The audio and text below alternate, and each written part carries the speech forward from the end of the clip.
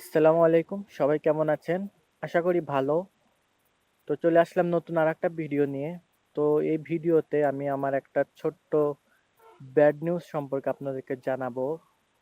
তো তার আগে একটু দেখাই, আমার এখানে রেড টেল প্লাটিনাম কিছু বাচ্চা দিয়েছে।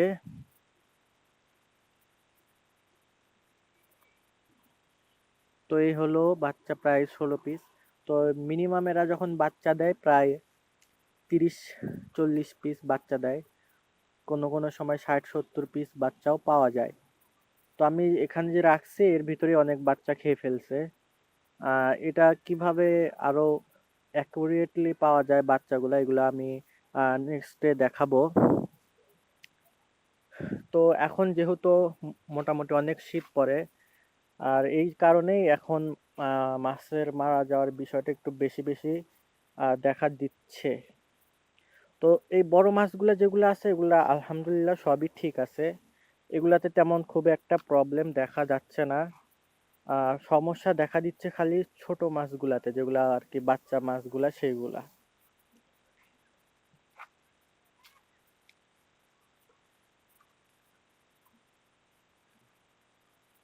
তো এখানে আমি অনেকগুলা মলি যেগুলা যেগুলা খালি আহ আপনার ব্ল্যাক সেইগুলা রাখছি। আর আগের এই ট্যাঙ্কি এটা আমার আর কি একটু রোগ ধরছে, ওটা আমি আর কি ক্লিয়ার করব, বিষয়গুলো আপনাদের অবশ্যই জানাবো। তো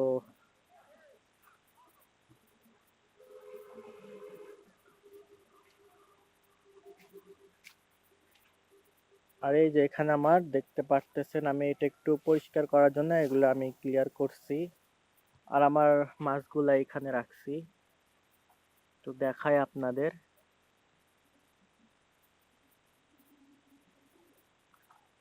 তো এগুলো আমি আর কি দেখি গুনবো।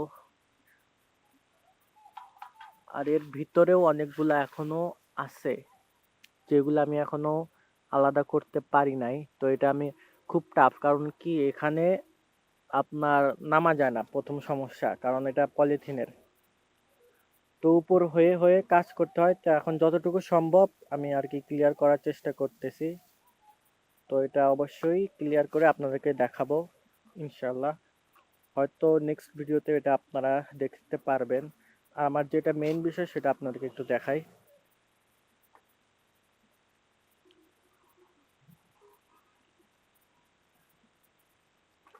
তো এই যে এখানে আছে আমার রেড টেল প্লাটিনামের বাচ্চা।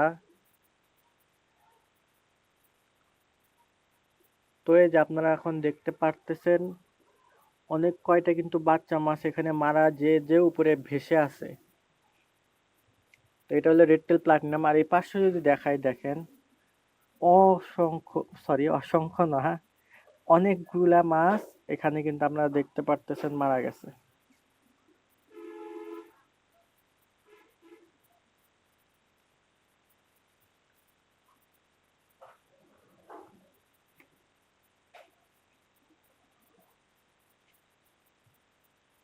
তো এই হলো আমার এখন বর্তমানে যে খারাপ আর কি পরিস্থিতি মাছের। মাছের বাচ্চাগুলা মারা যাচ্ছে।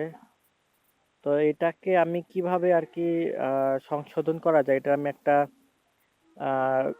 গুড ওয়ে বের করে আপনাদেরকে অবশ্যই দেখাবো। তো নেক্সট ভিডিওটা যদি আপনারা পেয়ে যান অবশ্যই দেখে নেবেন। আর আমি চেষ্টা করবো এই ভিডিওটা আর কি তাড়াতাড়ি আপলোড করার জন্যে, আহ, যাতে করে আপনারা আপনাদের যে শীতকালীন যে মাছের যে সমস্যা বাচ্চা পালনে, ওটা আপনারা আর কি সুন্দরভাবে পালতে পারেন বা তাদেরকে একটু সুরক্ষিত করতে পারেন। তো দেখা হচ্ছে নেক্সট ভিডিওতে। ততক্ষণ সুস্থ থাকবেন, ভালো থাকবেন। আল্লাহ হাফেজ।